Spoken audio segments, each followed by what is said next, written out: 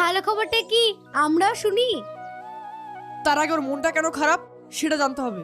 কি ব্যাপার রকি ভাই, তোমার মন খারাপ কেন? আব্বু আমার শহর যাওয়ার সব ব্যবস্থা করে ফেলেছে, কালকেই যেতে হবে রে। কালকেই যেতে হবে? আমি শহরের কলেজে চান্স পেয়েছি। কলেজের কাছাকাছি আব্বু একটা বাড়ি ভাড়া নিয়েছে। আরে ময়না, মন খারাপ করছিস কেন? এ তো খুশির খবর রে। রকি ভাই বড় কলেজে পড়বে, বড় চাকরি করবে, এ তো ভালোই। তাছাড়া আমি মাঝে মধ্যে বাড়িও আসবো তোর সাথে দেখা করতে। আচ্ছা তুই এক কাজ কর, তুই আমার ফোন নাম্বারটা নিয়ে যা, তুই আমাকে ফোন করবি, ময়নার সঙ্গে তোর কথা বলে দেবো। সেটাই ভালো হবে। কি রে ময়না, একটু হাস। প্রত্যেকদিন ফোন করতে হবে কিন্তু। আচ্ছা ঠিক আছে, আমি রোজ ফোন করব। তোর সাথে কথা না বললে কি আমি থাকতে পারবো?